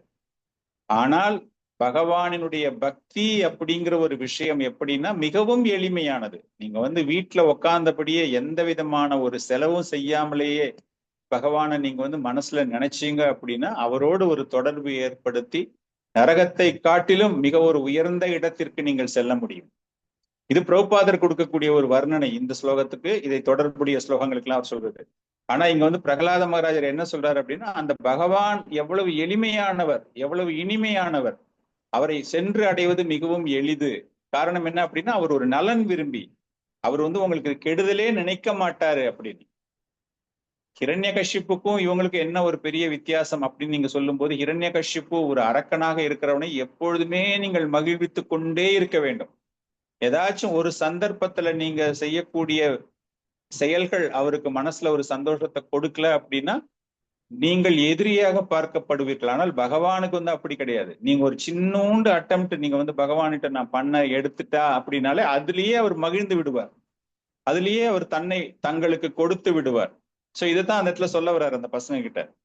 ரொம்ப ரொம்ப ஈஸி. அவர் நீ மனசுல நினைச்சிட்டீங்கன்னா உன்னுடைய நலன் விரும்பியாக அவர் மாறி விடுவார். நீ அதுக்காக நீ ரொம்ப திரும்ப பண்ணிட்டே இருக்க வேண்டிய, you have to take the first step, அவ்வளவுதான் அப்படின்னு சொல்லிட்டு, இவ்வளவு செல்வம் மிகுந்த இந்த அரக்க பசங்க எல்லாமே செல்வத்திற்காகவும் மனைவிக்காகவும் இல்லைன்னா நண்பர்களுக்காகவும் பல்வேறு விஷயங்களுக்காக பௌதிக ஆசைகள் இருக்காங்க இல்லையா. அது இல்லாம உங்க வீட்டுல இருக்கக்கூடிய விலங்குகள் மீதும் நீங்க ரொம்ப அதிகமான அளவு நாட்டம் வைத்திருக்கிறீர்கள். பசு வீட்டுல இருக்கும், நாய் இருக்கும், பூனைக்குட்டி இருக்கும், நிறைய இருக்கும் இல்லையா. காட்டுல போனீங்க அப்படின்னா அந்த யானைகளை பழக்கப்படுத்தி அந்த யானைகிட்ட இருந்து ஏதாச்சும் வேலை வாங்கிட்டே இருப்பாங்க. இந்த மாதிரி பௌதீக சம்பந்தமாக பல்வேறு விஷயங்களில் மீது உங்களுக்கு தொடர்பு ஏற்படுகிறது. தர்ம அர்த்த காமம், இன்னும் மோட்சத்துக்கு வரல யாருமே. அவங்களுக்கு தெரிஞ்ச தர்மத்தை பண்ணிக்கிறாங்க. அவங்களுக்கு தெரிஞ்ச பொருள் ஈட்ட வேண்டும், அந்த இந்திரியத்தை அனுபவிக்க வேண்டும் அப்படின்னு பல்வேறு வகையில நீங்க எல்லாருமே பண்றீங்க. இது எல்லாமே நிரந்தரமற்றவை. இது எல்லாமே பர்மனன்ட் கிடையாது. எப்ப வேணாலும் அழிந்து விடும் அப்படிங்கிற ஒரு விஷயத்தை அவர்கள் சொல்றாரு. இதற்குத்தான் பிரபுபாதர் திரும்ப ஒரு இதுல எழுதும்போது என்ன சொல்றாரு அப்படின்னா, இந்த பொருளாதார முன்னேற்றம் அப்படிங்கிறது நம்ம நிலைத்து இருக்கும் அப்படின்னு நினைச்சுக்கிட்டு இருக்காங்க. அது ஆனா அது நிலைத்து இருக்காது. ஒரு நாடு முன்னேறுகிறது அப்படின்னு நம்ம நினைச்சுக்கிட்டே இருப்போம். ஆனா அந்த மாதிரி கிடையாது. இதுக்கும் அவர் பௌதீக ரீதியாக நிறைய ஒரு கமெண்ட்ரி அவர் கொடுக்கும்போது அவர் என்ன சொல்றாரு அப்படின்னா, வரலாற்றை பாருங்கள். அந்த வரலாற்றுல பார்க்கும்போது பல்வேறு பேரரசுகள் தோன்றின. முகலாய பேரரசு வந்தது இல்லையா, பிரெஞ்சு, பிரிட்டிஷர்ஸ், போர்ச்சுகீஸ். இந்த தமிழ்நாட்டுல வந்தீங்கனால சேர, பாண்டியன் அப்படின்னு பல்வேறு வகையான அரசுகள். அந்த ஒவ்வொரு அரசுமே வரும்போது எக்கச்சக்க செல்வங்கள், அத்தனை ஐஸ்வர்யங்கள் இருந்தன. ஆனால் வேறு ஒரு எதிரியினால் அவர்கள் தாக்கப்படும் பொழுது அந்த பொருளாதாரம் அழிந்திருக்கிறது அப்படின்னு எழுதுறாரு. அவங்க எல்லாருமே அந்த போட்டி பொறாமை, அந்த 6 குணங்கள் ஸ்டார்டிங்ல நம்ம பார்த்தோம் இல்லையா, அந்த காமம், போட்டி, பொறாமை, அதன் மூலமாக மாற்று சமயத்தினர் நம்மளை தாக்கும் பொழுது அது வரைக்கும் சேர்த்த செல்வங்கள், பொருளாதார வளர்ச்சிகள் எல்லாமே வீழ்ச்சி அடைந்திருக்கின்றன. அதனால இதெல்லாமே நிலையற்றது. சர்வே அர்த்த காமகா. சர்வே அர்த்த காமகா அப்படின்னா அந்த இயற்கையினுடைய நியதி, இயற்கையினுடைய விதிகள், அதன் மூலமாக ஏற்படக்கூடிய பேரழிவு தரக்கூடிய யுத்தங்கள், இது எல்லாத்தையுமே அழித்து கொண்டு போகின்றன. அதனால இந்த விஷயம் ஒரு அசையக்கூடியது. காற்றுல ஒரு மரம் அசைஞ்சுக்கிட்டே இருக்கிற மாதிரி. It is not permanent, it is temporary. குர்வந்தி மர்த்தியஷ கியத் பிரியம் சலக. சலக அப்படி மீன்ஸ் ஆடக்கூடிய தன்மை. ஒரு இடத்துல அப்படியே நிக்கவே நிக்காது. ஒரு விளக்க நீங்க ஏத்துறீங்க அப்படின்னா அது காத்தே அடிக்கலன்னா அப்படியே நிற்கும். கொஞ்சம் காத்து அடிச்சாலும் மாறிடும், அணைஞ்சு போயிடும். அந்த மாதிரி இந்த பொருளாதார வளர்ச்சி, நீங்க நினைச்சுக்கிட்டு இருக்கிற இந்த பொருளாதார வளர்ச்சி எல்லாமே விரைவில் அழியக்கூடியது, நிரந்தரம் கிடையவே கிடையாது. பகவத்கீதையிலே சொல்லியாச்சு இல்லையா, துக்காலயம் அசாஸ்வதம். எப்போதுமே துக்கத்தை தரக்கூடிய விஷயங்கள் தான். நம்ம நினைச்சுக்கிட்டு இருக்கோம் மகிழ்ச்சி அப்படின்னு. நமக்கு வேணா மகிழ்ச்சியாக இருக்கலாம், ஆனால் வேறு ஒருவருக்கு அது ஒரு துக்கமாக இருக்கும். மழை காலத்துல கொடை விற்கிறவனுக்கு ரொம்ப ரொம்ப சுகமா இருக்கும். அதே அந்த மழை நின்று போயிடுச்சு அப்படின்னா அந்த கொடை விற்கிறவனுக்கு அது ஒரு பெரிய துக்கம். மற்றவர்களுக்கு சந்தோஷம், அப்பாடா தண்ணி இல்லை, ரோட்ல நிம்மதியா நடக்கலாமே அப்படின்னு. அது போல ஒவ்வொரு செயல்களுமே இந்த சுகத்தை எல்லாம் அவர்கள் எப்படி பெறுகிறார்கள் அப்படின்னு சொல்லும்போது யாகங்களை பத்தி, கர்மகாண்ட விதிகளை பற்றியும் பேசுகிறார். அந்த பசங்களுக்கு பேசும்போது நீங்க எல்லாமே சந்தோஷமா இருக்கணும் அப்படின்னு அதற்காக நிறைய பேர் பல்வேறு வகையான முயற்சிகள், வேதங்களை படிக்கிறார்கள். வேதங்களை படிச்சுட்டு அவங்க பெரிய பெரிய தியாகங்கள், யாகங்கள் எல்லாமே பண்ணும் பொழுது நிச்சயமாக அதற்கான பலன், அவர்கள் உயர்ந்த கோள்கள், உயர்ந்த கிரகங்களுக்கு செல்வார்கள். அதுல எந்த விதமான சந்தேகமுமே கிடையாது. அதனுடைய பலன் கொடுக்கும். கர்மகாண்டிக் ஆக்டிவிட்டிஸ், புண்ணியத்தை பத்தி அவர் பேசுறார். பேசும்பொழுது அவர் சொல்லிட்டு போறாரு, என்ன சொல்றேன்னா, இது எல்லாமே எப்படிப்பட்டது என்றால் நிர்மலம், இட் இஸ் நாட் பியோர். இது தூய்மையானது கிடையாது, நிரந்தரம் கிடையாது. நிச்சயமாக பௌதீக வாழ்க்கையில் உங்களுக்கு என்னென்ன தன்மைகள் இருக்கிறதோ அதே தன்மைகள் தான் மேல இருக்கிற லோகத்திலையும் கிடைக்கும் உங்களுக்கு. அதுல ஆனா என்ன ஒரு விஷயம் என்றால், டேஸ்ட் மே பி டிஃப்ரெண்ட், இன்னும் கொஞ்சம் சுப்பீரியரான டேஸ்டா இருக்கும். ஆனால் அதுவும் இட் இஸ் ஆல்சோ நிர்மலம், தட் இஸ் ஆல்சோ டெம்பரரி. அதுலயும் நிலை கிடையாது. நீங்க இந்த யாகங்கள் செய்யறதால உங்களுக்கு கிடைக்கக்கூடிய பலன்களால் நீங்கள் நிம்மதியாக பர்மனண்டாக இருக்கணும் அப்படின்னு நினைக்காதீங்க. அதுவும் நிரந்தரம் அப்படின்னு சொல்லிட்டு ரொம்ப அற்புதமான ஒரு விளக்கம் ஒன்று தருகிறார். பரமபுருஷ பகவானை பாருங்கள், அவர் எப்பொழுதுமே மயக்கமாக இதுக்கு எல்லாமே ஆசைப்பட்டு அவர் எங்கேயுமே இருந்தது கிடையாது. இது படிக்கும்போதுதான் நம்மளுக்கு தெரியுது. பகவான் கிருஷ்ணரை பத்தி நீங்க அப்படியே எல்லா இதுவுமே பாத்தீங்க அப்படின்னா அவருடைய லீலைகள், நிறைய லீலைகள் பண்ணியிருப்பாரு தவிர மற்றவர்களுக்கு ஒரு சுகத்தை தரக்கூடியது. தட்ஸ் அ டிரான்சென்டென்டல் பிளிஸ் அப்படின்னு சொல்லுவோம் இல்லையா, அந்த மாதிரி. ஆனா அவர் எல்லாத்தையும் மயங்கி, ஆஹா இது எனக்கு ரொம்ப பிடிச்சிருக்கு, இந்த மது அருந்துவது பிடித்திருக்கிறது, மாமிசம் சாப்பிடுவது பிடித்திருக்கு அப்படின்னா அவருடைய லீலைகள் எங்கேயுமே அந்த மாதிரி ஒரு லீலைகளே கிடையாது அவர்கிட்ட. அவர் செஞ்ச லீலைகள் எல்லாருமே பக்தர்களுக்கு ஒரு சுகத்தை தரக்கூடியது. பக்தர்கள் அவருக்காக சேவகம் செய்வதற்கு ஒரு வாய்ப்பை தந்தது. அந்த மாதிரிதான் அவருடைய லீலைகள் எல்லாம் அமைஞ்சதை தவிர, இந்த பௌதீகத்தை பற்றி நாம பேசுறோம் இல்லையா, தர்ம அர்த்த காமா, அது ரிலேட்டடா அவர்கிட்ட இருந்து எந்த ஒரு விஷயமும் வந்ததே கிடையாது. அதைத்தான் இங்க அவர் சொல்லும்போது சொல்றாரு, பரமபுருஷ பகவான் அந்த மாதிரி இருந்தார் அப்படின்னு நான் கேள்விப்பட்டதில்லை. அவர் சின்ன வயசு, 5 வயசு தான் அவருக்கு பிரகலாத். அவரு கேள்விப்பட்டதில்லை அப்படின்னா நாரத முனி அவர்கிட்ட அதை பத்தி பேசவே இல்லை. அதனால இந்த யாகங்கள் அப்படின்னு நம்ம ஏதாவது செய்யணும் அப்படின்னா அது பகவானுக்காகத்தான் நாம் செய்ய வேண்டும், அவரை தெரிந்து கொள்வதற்காகத்தான் செய்ய வேண்டும். நம்ம நிரந்தரமற்ற ஒரு பொருள் நம்மளுக்கு கிடைக்கணும் அப்படிங்கிறதுக்காக. பகவத்கீதையிலே சொல்றாரு இல்லையா, யக்னார்த்த கர்மனோ அந்யத்ர லோகோ அயம் கர்ம பந்தனகா. நீங்க செய்யக்கூடிய ஒவ்வொரு விஷயங்களுமே, செயல்கள் அனைத்துமே விஷ்ணுவிற்காக அர்ப்பணிக்கக்கூடிய செயல்கள். அந்த மாதிரி நீங்க செய்யாம பண்ணிட்டீங்கன்னா லோகோ அயம் கர்ம பந்தனகா, அந்த கர்ம பந்தம், கர்மத்தில் அந்த கட்டுண்ட நிலைக்கு நீங்கள் தள்ளப்படுவீர்கள். அதனால செய்யக்கூடிய செயல்கள் அனைத்துமே, அர்ஜுனுக்கு சொல்றாரு இந்த இடத்துல, செய்யக்கூடிய செயல்கள், உனக்கு வகுக்கப்பட்ட செயல்கள் என்னவோ அதை என்னுடைய சந்தோஷத்திற்காக, யஜ்ஞார்த்த கர்மனோ அந்யத்ர, அவருடைய சந்தோஷத்திற்காக, உடம்ப பராமரிப்பதற்காக என்ன தேவையோ அதை நிச்சயமா நீ வச்சுக்கோ, அவ்வளவுதானே தவிர நிறைய சேர்க்கணும், நிறைய பண்ணணும் அப்படிங்கிற மாதிரி எல்லாம் கிடையவே கிடையாது. யக்னோ வாய் விஷ்ணு, வேதங்கள்ல என்ன கூறப்பட்டிருக்கிறது, யக்னோவாய் விஷ்ணு அப்படின்னா எது செய்வதாக இருந்தாலும் அந்த விஷ்ணுவிற்கு நேரடியாக தர வேண்டிய விஷயங்களாகத்தான் இருக்க வேண்டும், வேற எந்த விஷயத்திற்காகவும். வர்ணாசிரம தர்மத்தை பத்தி பேசும்பொழுது விஷ்ணு புராணத்துல என்ன எழுதியிருக்குன்னா, வர்ணாசிரம ஆச்சார வதா புருஷேன பரப்பூமான் விஷ்ணுர் ஆராத்தியத்தே. விஷ்ணு ஆராத்தியத்தை நீங்க அந்த வர்ணாசிரமத்துல எந்த ஒரு நிலையில எந்த ஒரு வர்ணத்துல இருந்தாலும் சரி, விஷ்ணு ஆராதனை தான் மிகவும் சிறந்தது. அதற்குத்தான் முக்கியத்துவம் தர வேண்டுமே தவிர பௌதீக வாழ்க்கையில் நீங்கள் கட்டுண்ட நிலைக்கு தள்ளப்படக்கூடிய செயல்களில் உங்களை ஈடுபடுத்தி கொள்ளக்கூடாது. சோ இந்த அட்வைஸ் எல்லாமே அந்த குட்டி பசங்களுக்கு சொல்றாரு அவர். காரணம் என்ன அப்படின்னா, நிச்சயமா அவங்க பேரண்ட்ஸ் எல்லாமே ஹிரண்யகசிப்பு சொல்றது, அவங்க அப்பாக்கள் எல்லாமே ஹிரண்யகசிப்பு சொல்றதுதான் கேட்க போறாங்க.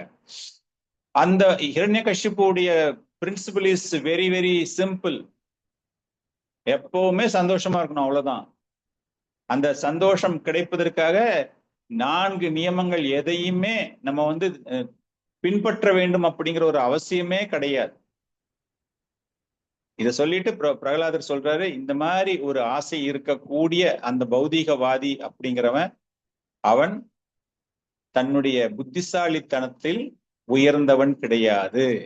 அவனுடைய பொருளாதார வளர்ச்சிக்காக அவன் மீண்டும் மீண்டும் இது போன்ற செயல்களில் அவன் இருந்து கொண்டு வேதங்கள் யாகங்கள் எல்லாத்தையும் தெரிஞ்சுக்கிட்டு அவன் பண்ணிக்கிட்டு அவனுடைய பௌதீக சுகங்களுக்காக அவன் பண்ணிக்கிட்டே இருக்கிறது என்ன அப்படின்னா, மீண்டும் மீண்டும் அவன் அந்த பிறப்பு இறப்பு அந்த சுழற்சியில் அவன் வந்து கொண்டே இருக்கிறான் அப்படின்னு சொல்லிட்டு அடுத்தது அவங்க எப்படிலாம் பிளான் பண்றாங்க வாழ்க்கையை அனுபவிக்க வேண்டும். ரொம்ப அற்புதமான ஒரு ஸ்லோகம் இந்த ஸ்லோகம். அந்த மாதிரி ஒரு வாழ்க்கை, நிரந்தரமற்ற வாழ்க்கை, யாகங்கள் பகவானுக்கு சந்தோஷத்தை தர வேண்டிய விஷயம், அந்த விஷ்ணுவிற்கு அர்ப்பணிப்பதற்கு பதிலாக அவங்களுடைய சுகத்தை மேலும் ஏற்றிக்கொண்டே போக வேண்டும், வளர்த்து கொண்டே போக வேண்டும் அப்படிங்கிறதுக்காக பண்றாங்களே, எப்படிலாம் அவங்க பிளான் பண்றாங்க அனுபவிப்பதற்கு அப்படிங்கிற ஒரு விஷயத்தையும் அவர் சொல்றாரு. சுகாய துக்க மோக்ஷாய சங்கல்பைஹ கர்மிணஹ ஷதா அப்னோதி ஹயா துக்கம் அனிஹாய சுகாவிருதஹ. அதாவது படிக்கிறது படிக்கலாம். हरे कृष्णा प्रभु जी, प्रणाम। सुखाय दुःख मोक्षाय संकल्प इह कर्मिणः सदाप्नोति हया दुःखम् अनीहाय सुखावृतः। हरे कृष्ण। हरे कृष्णा प्रभु। सुखाय दुष्कमोक्षाय संकल्पय कर्मिणः सदाप्नोति हया दुष्कम् अनीहाय सुखावृतः। हरे कृष्णा। हरे हरे कृष्ण। कृष्णा प्रभु जी। हरे कृष्णा प्रभु जी। सुखाय दुःख मोक्षाय संकल्पाय कर्मिणः सदाप्नोति हाय दुःखम् अनीहाय सुखावृतः। हरे कृष्ण। हरे कृष्णा। सुखाय दुःख मोक्षाय संकल्पैः कर्मिणः सदाप्नोति हाय दुःखम् अनिहाय सुखावृतः। हरे कृष्णा। नंदी प्रभु जी। சுகாய படிங்க பிரபு. सुखाय दुःखमोक्षाय संकल्पैः कर्मिणः सदा अप्नोति हया दुःखम् अनीहाय सुखावृतः। थैंक यू प्रभु जी। हरे कृष्ण प्रभु जी। सुखाय दुःख मोक्षाय संकल्पैः कर्मिणः सदाप्नोति हाय दुःखम् अनीहाय सुखावृतः। हरे कृष्ण। थैंक यू प्रभु जी। ஹரே கிருஷ்ணா. வேற படிக்கிறீங்களா? படிக்கிறேன். சுகாய துக்க சங்கல்ப இககர்மிணக அப்னீஹாய துக்கம் அநீஹாய சுகாவிருதः. हरे कृष्ण। हरे कृष्ण प्रभु जी। सुखाय दुःख मोक्षाय संकल्पैः कर्मिणः सदाप्नोति हया दुःखम् अनीहाय सुखावृतः। थैंक यू प्रभु जी। हरे कृष्ण। सुखाय दुःख मोक्षाय संकल्प इह कर्मिणः सदाप्नोति हया दुःखम् अनिहाय सुखावृतः। थैंक यू प्रभु। ஹரே கிருஷ்ணா. சுகாய துக்க மோக்ஷாய, ரொம்ப அற்புதமான ஒரு பதங்கள். சுகாய சுகம், சுகம். பௌதிக வாழ்க்கையில இந்த பௌதிகவாதிகள் என்ன நினைச்சுக்கிறாங்க அப்படின்னா, அந்த சுகம் தான் அவங்களுக்கு வாழ்க்கையிலேயே பெரிய ஒரு highest standard of their life அப்படின்னா சுகம். அந்த சுகத்தை அவர்கள் பெறும்பொழுது அவங்க என்ன நினைச்சுக்கிறாங்கன்னா, துக்க மோக்ஷாய, மோக்ஷம், துக்கத்துக்கு மோட்சம். அந்த துக்கம் பர்மனண்டா போயிடும் நினைச்சிட்டு இருக்காங்களாம் அவங்க. எதனால? இந்த சுகம் கிடைச்சிட்டதால அவங்க துக்கமே என் வாழ்க்கையில இருக்காது அப்படிங்கிறத பெறுவதற்காக சங்கல்பா அவர்கள் என்ன சங்கல்பம் எடுக்கிறாங்க, இதுக்கு முன்னாடி பார்த்தோம் இல்லையா, அந்த மாதிரி பல்வேறு வகையான யாகங்கள் எல்லாமே செய்து அவங்க என்ன நினைச்சுக்கிறாங்க, இந்த மாதிரி நான் இருக்கணும், சந்தோஷமா இருக்கணும் அப்படிங்கிறதுக்காக அதற்காக அவர்கள் நிறைய முயற்சிகள் எடுக்கிறார்கள். ஆனால் இந்த முயற்சியை எடுத்து அவர்கள் சுகம் அடைய துவங்குகிறார்கள் என்றால் அவர்கள் துன்பத்தை அனுபவிக்க தொடங்கி விட்டார்கள் அப்படிங்கிறது தான் இந்த ஒரு ஸ்லோகத்தினுடைய விஷயம். நம்ம எல்லாமே நினைச்சுக்கிட்டு இருக்கோம், நான் எவ்வளவோ கஷ்டப்பட்டு நான் இந்த பௌதிக வாழ்க்கையில இவ்வளவு பெரிய நிலைக்கு நான் வந்திருக்கேன், நான் சுகமாக இருக்கேன் அப்படின்னு நம்ம நினைச்சுக்கிட்டு இருக்கோம்.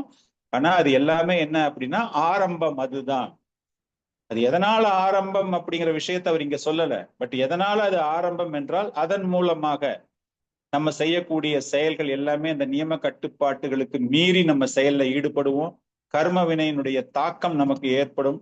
அதன் மூலமாக நம்முடைய சுழற்சி மீண்டும் மீண்டும் மீண்டும் போயிட்டே இருக்கிற அளவுக்கு நம்ம பாவங்களோ புண்ணியங்களோ சேர்த்து கொண்டே செல்வோம். அதைத்தான் இங்க அவர் சொல்கிறார், துக்க மோக்ஷாய சங்கல்பா. அதுக்காக அவங்க அவ்வளவு பண்றாங்க. பட் ஆக்சுவலா அந்த மாதிரி ஒரு சுகம் கிடைப்பது, ஏன்னா இதை பத்தி முதல்லயே பேசியிருக்காரு. ஒரு 4-5 ஸ்லோகத்துக்கு முன்னாடி அவர் என்ன சொல்லியிருக்காரு, பிறப்பு இறப்பை தடுக்க வேண்டும், அதுதான் முக்கியம் அப்படின்னு. சோ அதனுடைய கண்டினியூவேஷன்ல பேசும்போது again is coming to that point. இதன் மூலமாக அந்த மாதிரி நடந்து போயிடும் அப்படின்னு சொல்லிட்டு பண்ணிட்டு அவர் இன்னும் ஃபர்தரா என்ன சொல்றாரு அப்படின்னா, அது போன்ற அந்த ஜீவராசிகள் அவங்க என்ன நினைக்கிறாங்க அப்படின்னா, அந்த உடல் சுகத்திற்காக நிறைய திட்டங்கள் தீட்டுகிறார்கள். ஆனால் அந்த உடலானது வேறு ஒருவருக்கு உரிமையானது அப்படிங்கிற விஷயத்த அவங்க மறந்துடுறாங்க. ஐ எம் நாட் த பாடி நம்ம பேசுறோம்ல, அதைத்தான் அவர் இங்க சொல்றாரு. அந்த உடல் சுகம் தரும்னு நினைச்சுக்கிட்டு இருக்காங்க. ஆனா அந்த உடலே வேறு ஒருவருக்கு, நம்ம வாடகை வீட்டுல குடியிருக்கோம், அந்த வீட்டு மேல எக்கச்சக்க கற்பனை பண்ணிட்டு அந்த வீட்டை இப்படி பண்ணணும் அப்படி பண்ணணும், இங்க மானி அடிக்கணும், என்னென்னமோ பிளான் பண்ணுவாங்கல்ல. ஆனா ஆக்சுவலா அந்த வீடு யாருக்கு சொந்தம்? வேற யாருக்கோ சொந்தம். அது போல இந்த உடலானது வேறு ஒருவருக்கு சொந்தம். இந்த வேறு ஒருவருக்கு சொந்தம் அப்படின்னா நம்மளுடைய நிலைமை என்ன, கான்ஸ்டிடியூஷனல் பொசிஷன் என்னது, நம்மளுக்கு நித்திய தாசன் இல்லையா? அப்ப நித்திய தாசனாக இருக்கும் பொழுது you are not the owner. நீ உரிமையாளன் கிடையாது, நீயே வேற யார்கிட்டயோ வேலையில இருக்க. நீ நம்மளுடைய கடமை என்ன அப்படின்னா தொண்டாற்றுவது. சோ அதை தவிர இங்க சொல்றாரு அவரு, அந்த மாதிரி நினைச்சுக்கிட்டு அந்த உடலுக்கு சுகம் தரணும் அப்படின்னா they are not the owner, somebody has decided already. இந்த உடலை அழிக்கணும் அப்படிங்கிற முடிவு யாரோ ஒருத்தர் என்னைக்கோ எடுத்தாச்சு. இந்த உடல் அழியக்கூடியது. நிச்சயமாக அது உள்ள இருக்கிற அந்த ஆத்மா தான் அழியாம இருக்கக்கூடியது. அந்த ஆத்மா யாருது என்றால் அது பரமாத்மா. பரமாத்மாவினுடைய அங்கம் இந்த ஜீவாத்மா. அது தெரியாமல் இந்த அழியக்கூடிய உடலுக்காக எவ்வளவெல்லாம் சுகங்கள் தேவைப்படுகிறதோ அந்த சுகத்திற்காக அவங்க ரொம்ப நேரம் வீணடித்து நேரத்தை வீணடிக்கிறார்கள். பக்தி வினோத் தாக்கூர் தான் சொல்லும் போது என்ன, பௌதீக கல்வியின் மூலமாக ஒருவன் அறிவை அதிக அளவில் பெறுகிறான் என்றால் அவன்தான் முட்டாள்களிலேயே மிகவும் சிறந்தவன். காரணம் என்ன என்றால் அவன் யார் என்று அறியக்கூடிய விஷயத்தை அந்த அறிவு மறைக்கிறது. ரொம்ப ஃபர்ஸ்ட் கிளாஸ் கமெண்ட்ரி அவர் கொடுத்திருக்காரு. எப்போ ஒருத்த முட்டாள், நீ பௌதிக கல்வி நீ படிச்சுட்டு PhD படிச்சுட்டு நீ ரொம்ப பெரிய இன்டெலிஜென்ட் நினைச்சிட்டு இருக்க, but you are the number 1 fool. Because உன்னுடைய உண்மையான அடையாளம் அதனால் அந்த கல்வியினால் மறைக்கப்படுகிறது. காரணம் என்ன அப்படின்னா you are completely coming into arrogant, ஈகோல வரீங்க. நான் அப்படிங்கிற அந்த வரும்பொழுது எல்லாத்தையுமே நீங்க மறந்துடுறீங்க. அப்படிப்பட்டவர்களுக்கு முக்தி என்பது அவ்வளவு எளிதாக கிடைக்காது. பௌதிக வாழ்க்கையிலிருந்து வெளிவரணும் அப்படிங்கிறது வரவே முடியாது. இதேதான் இந்த கருத்துக்கள், ஆல்மோஸ்ட் சேம் கருத்துக்கள் தான் ரிஷபதேவர் தன்னுடைய மகன்களுக்கு அவர் போதனை தரும்போது அவர் சொல்றாரு. பாகவதம் 5வது ஸ்கந்தம் 5வது அத்தியாயம் 4வது ஸ்லோகம், அற்புதமான ஸ்லோகம். வீட்டுல அப்புறமா ஃப்ரீயா இருக்கும்போது படிச்சு பாருங்க. 554. நூனம் பிரமதக குருத விகர்மா யத் இந்திரிய பிரீதாய அபர்ணதி நாஷாது மன்யே யதா ஆத்மனோ அயம் ஆஷான் அபி கிளேஷாத ஆஷதேஹா. உடலுக்கு இந்திரிய சுகத்திற்கு அப்படின்னு ஒருவன் பௌதிக வாழ்க்கையின் பின்னால பைத்தியக்காரனா ஓட போகும் பொழுது பாவ வாழ்க்கை, பாவ செயல்களில் அவன் தன்னை ஈடுபடுத்திக் கொள்கிறான். இது எல்லாமே இந்த உடல் அவனுக்கு கிடைச்சதுக்கு காரணமே பூர்வ பிறவியில், பூர்வ ஜென்மத்தில் அவன் செய்த ஏதோ ஒரு செயல்களின் மூலமாக அவனுக்கு இந்த தற்காலிகமான உடல் கிடைத்திருக்கிறது. இந்த வருந்தத்தக்க ஒரு விஷயம், இந்த உடல் கிடைச்சிருக்கு அப்படிங்கிறதே அவனுக்கு தெரியாது. இருந்தாலும் அவன் என்ன பண்றான்? பாவ செயல்களை தரக்கூடிய செயல்களில் தன்னை ஈடுபடுத்திக் கொள்கிறான். உண்மையா சொல்லணும் அப்படின்னா இந்த ஜீவராசிகள் இந்த உடலை அவர்கள் பெற்றிருக்க கூடாது. ஆனால் இந்த உடல் அவனுக்கு எதற்காக கிடைத்திருக்கிறதுன்னு அவன் நினைச்சுக்கிட்டு இருக்கான் அப்படின்னா இந்திரிய சுகத்திற்காக அப்படின்னு அவன் நினைச்சுக்கிட்டு இருக்கான். சோ தன்னுடைய மகன்களுக்கு சொல்கிறார், அதனால புத்திசாலித்தனமாக உங்களுடைய உடம்பு பௌதிக சுகத்திற்காக கிடையாது. காரணம், அந்த மாதிரி நீங்க பண்ணிட்டீங்கன்னா மீண்டும் மீண்டும் மீண்டும் உங்களுக்கு பௌதீக உடல் கிடைத்து கொண்டே இருக்கும். பௌதீக உடல் அப்படின்னா மனுஷன் கிடையாது. You may get anything. 84 லட்சம் வகையான ஜீவராசிகள் எந்த ஜீவராசி அவனாலுமே கிடைக்கலாம். அதனால புத்திசாலித்தனமாக மீண்டும் இது போன்ற பாவ செயல்களில் உங்களை ஈடுபடுத்தி கொள்ளாமல் இந்த பௌதீக உடலில் இருந்து வெளியேறுவதற்கு என்னெல்லாம் செய்யணுமோ அதெல்லாமே செய்யுங்க அப்படிங்கிற ஒரு கருத்தை தரக்கூடிய ஒரு இது ஒரு போதனை. இந்த இன்பத்தை பெற வேண்டும் அப்படிங்கிறதுக்காக நம்ம என்ன பண்றோம் அப்படின்னா பெக் பாரோ ஸ்டீல் அப்படிம்பாங்க இங்கிலீஷ்ல இல்லையா? பிச்சை எடு, இல்லைன்னா கடன் வாங்கு, இல்லைன்னா திருடு அப்படிம்பாங்க. இது 3 செஞ்சு எதுக்காக பண்றாங்க அப்படின்னா அவங்களுடைய இந்திரிய சுகத்துக்காக. பக்தியில நாம் பரவசமாக இருக்கணும், பக்தியை நாம் பத்தி தெரிஞ்சுக்கணும் அப்படிங்கிற ஒரு விஷயம் அவர்களுக்கு கிடையாது. ஆனால் ஆசங்கோ ஹே அயம் புருஷகா, இந்த பௌதீக வாழ்க்கையில் அப்படிங்கிற ஒரு விஷயமே ஆசங்கோ ஹே அயம் புருஷகா. You are not connected with this material world. நம்மளுடைய தொடர்பு, அருந்த தொடர்பை மீண்டும் புதுப்பித்துக் கொள்வதற்காக கொடுக்கப்பட்ட ஒரு ஆப்பர்ச்சுனிட்டி நமக்கு. ஆனா அதை மிஸ் பண்ணிட்டு இருக்கோம். மிஸ் பண்ணிட்டு நம்ம என்ன பண்றோம்? அந்த 4 நியமங்கள் கட்டுப்பாட்டுல இருந்து நம்ம வெளியே வந்துடுறோம். வெளியே வந்துட்டு இந்த பாவ செயல்களில் நம்மை நாமே ஈடுபடுத்தி கொண்டு பிறப்பு இறப்பு அப்படிங்கிற வாழ்க்கையில மீண்டும் மீண்டும் வந்து கொண்டே இருக்கிறோம். இந்த உடலானது இறுதியாக மலமாகவோ அல்லது நிலமாகவோ, எர்த்துன்னு சொல்லுவோம் இல்லையா, நிலத்தோடு நிலமா தானே போக போகுது. எரிச்சிட்டீங்க அப்படின்னா சாம்பலாகி அது மண்ணோடு மண்ணாக போக போகிறது. புதைத்து விட்டால் அதுவும் மண்ணோடு மண்ணாக போக போகிறது. மலத்திற்கும் நிலத்திற்கும் சமமான இந்த தற்காலிகமான உடம்பின் மீது அவ்வளவு ஆசை வச்சுக்கிட்டு அவங்க என்ன பண்றாங்க? அந்த உடலை பேணி காப்பதற்காக மனைவி, மகன், வீடு, செல்வம், சுகம் அப்படின்னு நிறைய தொடர்புகளை அவர்கள் வளர்த்து கொண்டிருக்கிறார்களே தவிர அந்த ஆத்மா எப்படி பயன்பட வேண்டும் அப்படிங்கிற விஷயம் தெரியவில்லை. இதெல்லாம் அந்த அசுரர்களுக்கு சொல்லிக்கிட்டு இருக்காரு. அதனால இந்த உடலானது நிச்சயமாக எந்த விதத்திலும் உங்களுக்கு பலன் கிடைக்காது அப்படின்னு சொல்லி முடிச்சுட்டு ஃபர்தரா அவர் என்ன சொல்றாருன்னா, எப்படிப்பட்ட உடல்கள் எந்தெந்த செயல்களுக்கு ஏற்றாற் போல கிடைக்கும் கர்ம வினைகளை பற்றி பேசுகிறார். இதுக்கு முன்னாடி அவர் என்ன சொன்னாரு? உடல் மாறி மாறி மாறி மாறி பிறந்துகிட்டே இருக்கும்னு சொல்லிட்டு எந்த மாதிரி உடல்லாம் கிடைக்கும், கர்மத்தின் விளையாக எப்படி கிடைக்கும் அப்படிங்கிறதையும் அவர் சொல்றாரு. நிரூபியதாமிக ஸ்வார்த்தஹ கியான் தேஹப்ருதோ அசுராஹ நிஷ்காதிஷ்வ அவஸ்தாஷு கிளிஷ்யா மானஷ்ய கர்மபி. அதனால பல்வேறு வகையான உடல்கள் பல்வேறு வகையான பலன் நோக்கு செயல்கள் மூலமாக கிடைக்கின்றன. நீங்க எந்த மாதிரி பலன் நோக்கு செயல்களில் நீங்கள் ஈடுபடுகிறீர்களோ அதற்கு ஏற்றாற் போல கட்டுண்ட நிலைக்கு நீங்கள் தள்ளப்படுகிறீர்கள். ஆரம்பத்தில இருந்தே அந்த கருவிலிருந்து ஒரு குழந்தை வருது அப்படிங்கும் போதே அந்த கட்டுண்ட நிலை எப்படிப்பட்ட உடல் வேணும் என்பது முடிவெடுக்கப்படுகிறது. அதனால ஒரு ஜீவராசியாக முழுமையாக உங்களுக்கு அக்கறையோடு இந்த பௌதீக வாழ்க்கையிலிருந்து வெளியேற வேண்டும்.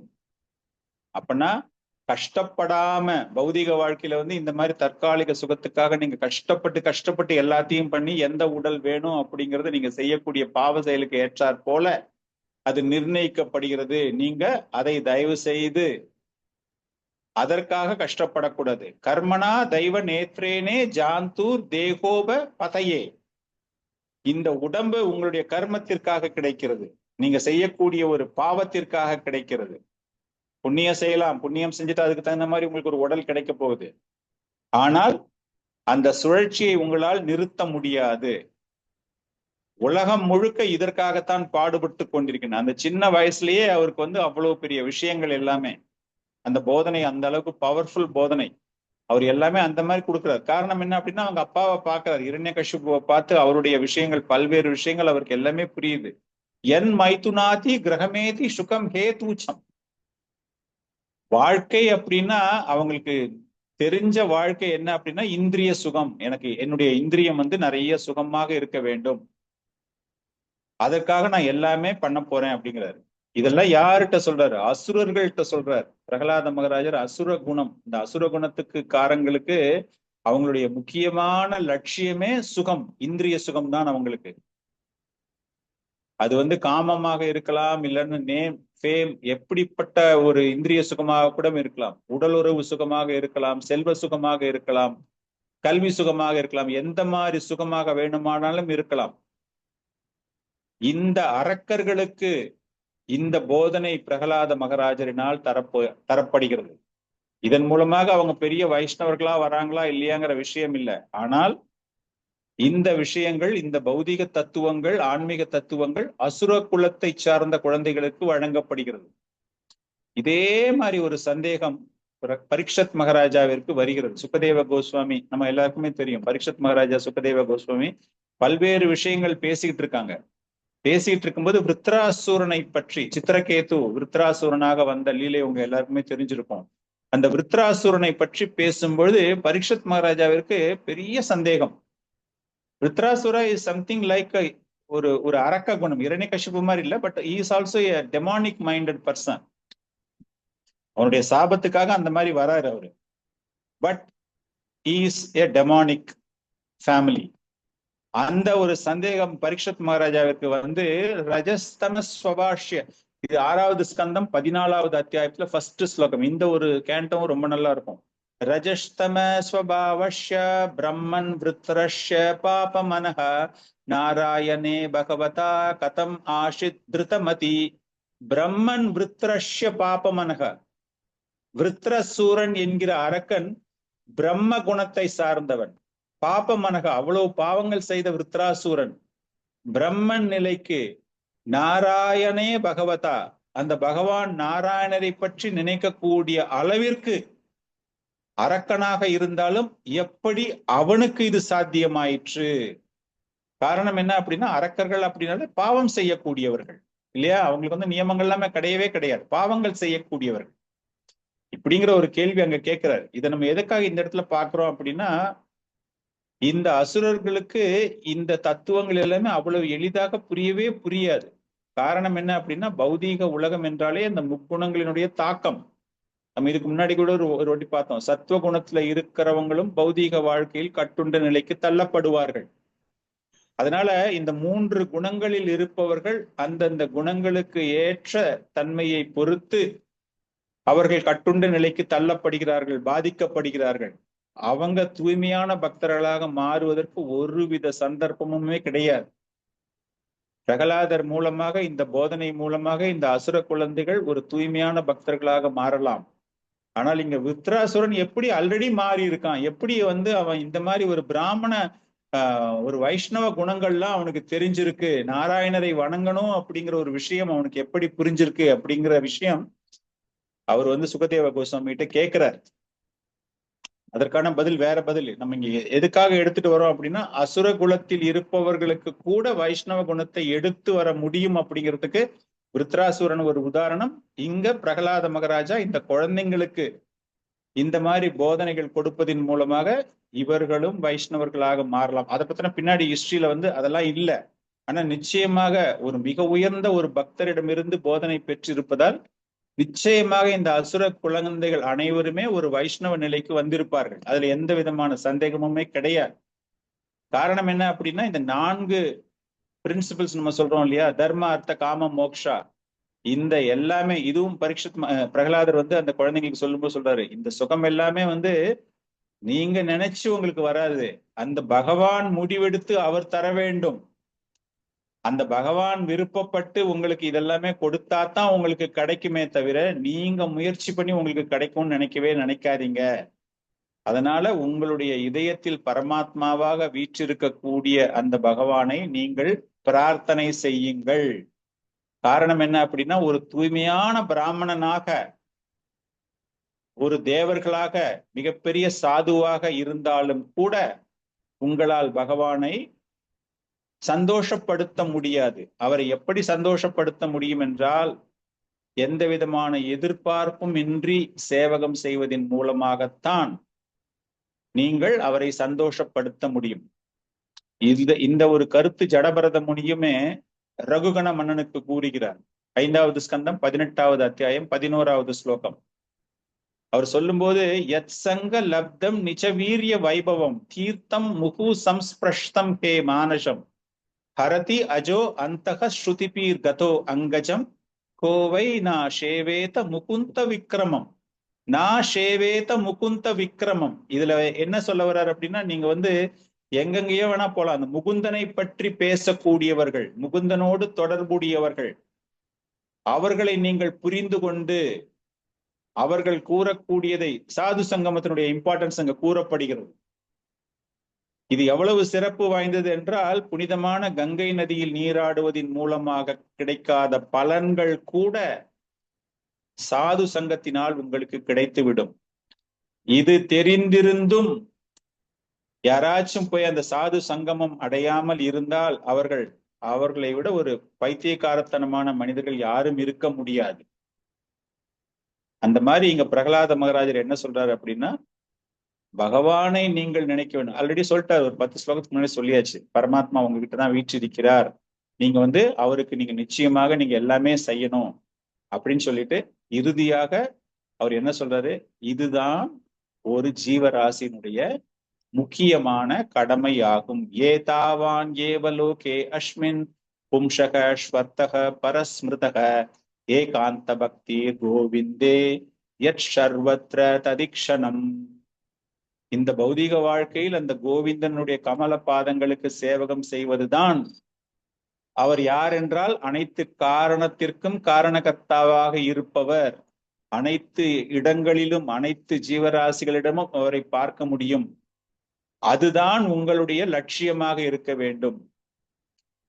ஒரு வாழ்க்கையில ஒருத்தருக்கு என்ன அப்படின்னா, அந்த கோவிந்தனுக்கு சேவகம் செய்து அவரை நீங்கள் அனைத்து இடங்களிலும் பார்க்க வேண்டும். சமதர்ஷனகா அப்படிங்கிறோம்ல, அந்த மாதிரி நீங்க சேவகம் செய்வதன் மூலம் பகவானை அனைத்து இடங்களிலும் காண வேண்டும். அப்படின்னா எல்லார்கிட்டயுமே நீங்க அந்த பகவான் இருக்காரு அப்படிங்கிற ஒரு எண்ணத்துல நீங்க பழகும் போது உங்களுடைய தன்மை எப்படிப்பட்ட தன்மையாக வருகிறது என்றால், ஒரு மகா பாகவதற்கு உரிய ஒரு தன்மை.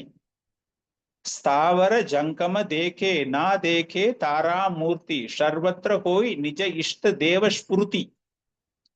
சைத்தன்ய சரிதாமிருதா மத்திய லீலா 8th canto 8th chapter 274th shloka.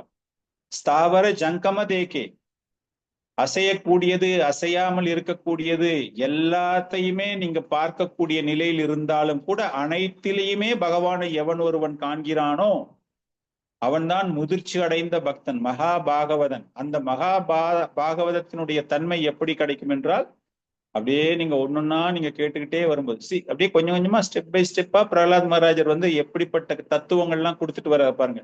அந்த அரக்கனாக பார்த்த அந்த குருகுல பசங்களை இன்னைக்கு மகாபாகவத நிலைக்கு அவர்களை எடுத்து வருகிறார். இதெல்லாம் நீங்க ஃபாலோ பண்ணீங்கன்னா you also will be called as a மகாபாகவதா. காரணம் என்ன அப்படின்னா, ஒரு பக்தன் எப்பொழுதுமே பகவானைத்தான் பார்த்து கொண்டிருக்கிறான். நாராயணமயம், எது செஞ்சாலும் அந்த நாராயணர் தான், அவரைத்தான் எல்லாமே அவருடைய விரிவங்கமாகத்தான் பார்க்கக்கூடிய ஒரு தன்மையை இந்த பக்தன் பெறுகிறான். ஒரு பேராசை பிடித்தவனை நீங்க ஏதாச்சும் ஒரு இடத்த காமிச்சிங்க அப்படின்னா, இதை வச்சுட்டு நான் அதிகமா பணம் சம்பாதிப்பேன் அப்படிங்கிற ஒரு எண்ணம் அவனுக்கு வருகிறதோ, அது போல சர்வம் நாராயணமயம் அப்படின்னு எவன் ஒருவன் நினைக்கிறானோ அனைத்து இடங்களிலேயுமே அந்த பகவானை பார்க்கக்கூடியவன். எல்லா இடத்துலயுமே நாராயணனை பார்க்கிறான். நாராயணமயம் தீரா பஷ்யந்தி பரமார்த்தினஹா ஜகத்தனாமயம் லுப்தா காமுகா காமினி மாயம். எல்லா இடத்துலயும் அந்த நாராயணனை பார்ப்பதுதான் ஒரு பக்தனினுடைய கண்ணோட்டமாக இருக்க வேண்டும்.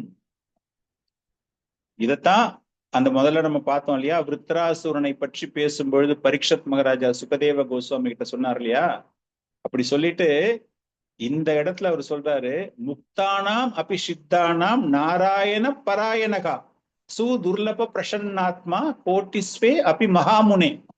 இந்த நாராயணனை அவன் பார்க்கிறான் அப்படின்னு ஃபர்ஸ்ட் என்ன கேட்டாரு, விருத்ராசூரன் வந்து எப்படி ஒரு அரக்கனாக இருந்தாலும் கூட அவனுக்கு எப்படி இந்த வைஷ்ணவ தன்மைகள் எல்லாம் வந்தது அப்படின்னு அந்த ஒரு சாப்டர்ல பாத்தீங்கன்னா ஒரு 4-5 ஸ்லோகங்கள்ல அவர் நிறைய கேள்விகள்லாம் கேட்கிறாரு சுகதேவ கோஸ்வாமி. கேட்டுட்டு அவர் இதை சொல்றாரு, முக்தானாம் அபி சித்தானாம் நாராயண பராயணகா.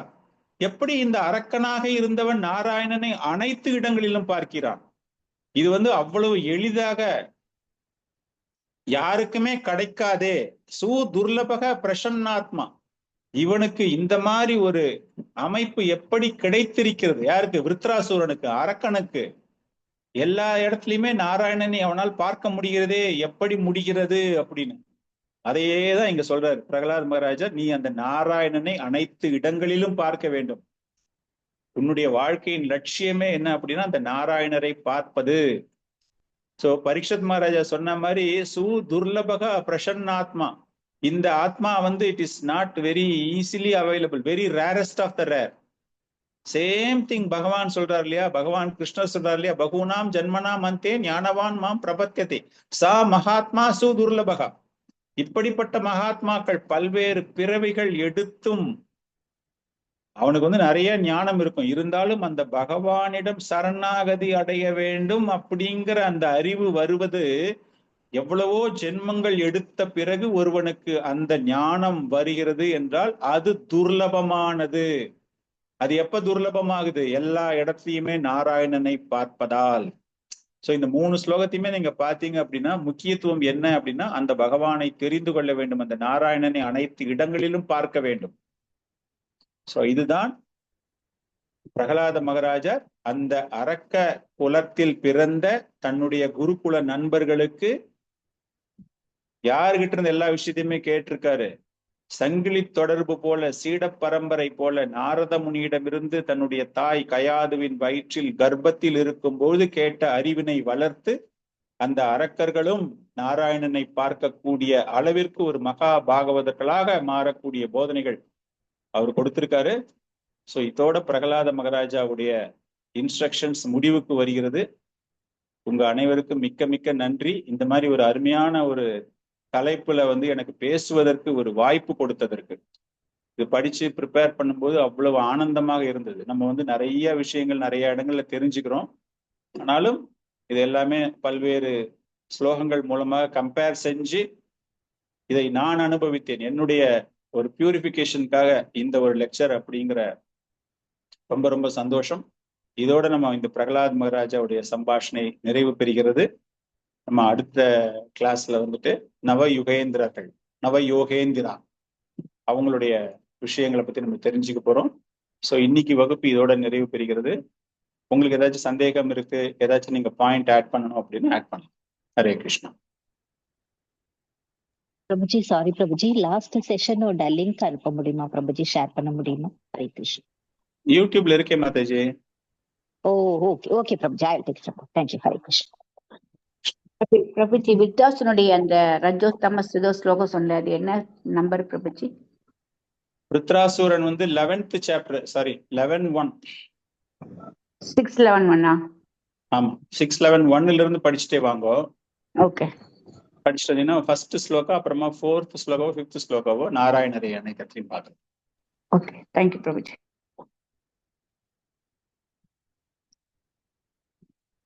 ஹரே கிருஷ்ணன்.